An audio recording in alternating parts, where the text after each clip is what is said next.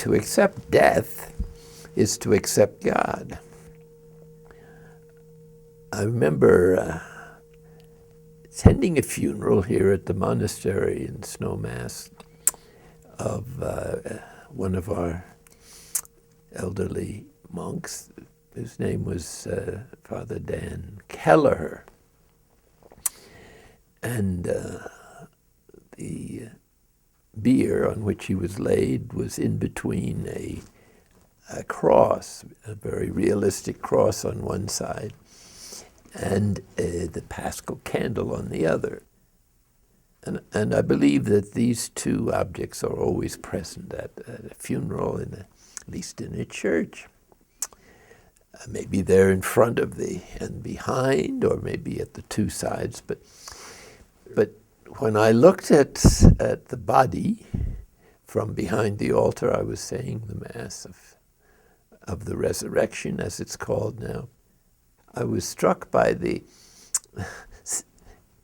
juxtaposition of this very realistic and agonizing bronze body on this very realistic cross, and on the other the Paschal candle, tall because it was fairly close to Easter, as I remember. And I could immediately intuit that death and resurrection, in the Christian perspective at least, can never be separated. And in fact,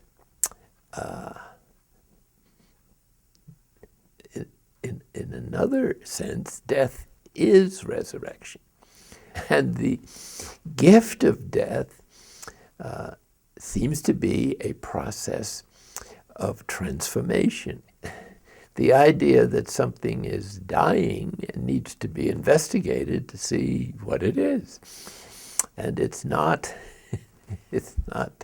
us who are really dying, but only the false self or the ego, which is experiencing the end of its illusory view of life and our personal homemade self that has been the object of our efforts, and secretly is present as at least a partial motivation in virtually all our good deeds.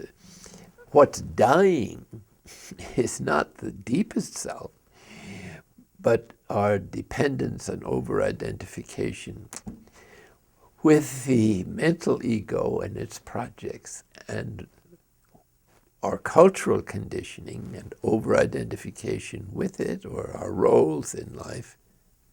The dying process, in this perspective, would be the culmination or the peak of the development of the whole development of the spiritual journey, in which the total surrender to God involves the gift of life itself, as we know it.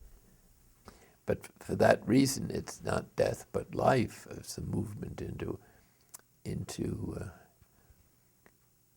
a fullness that we can't imagine from this side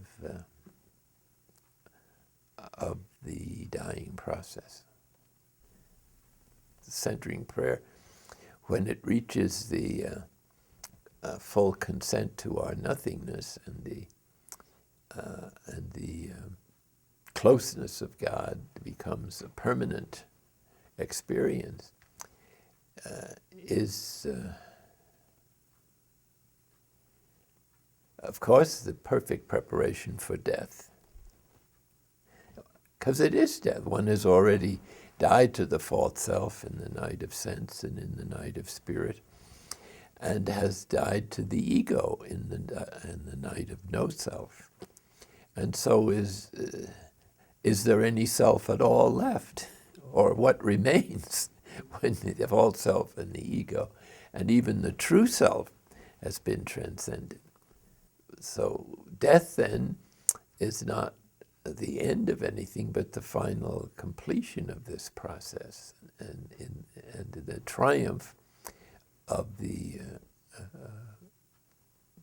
grace of God.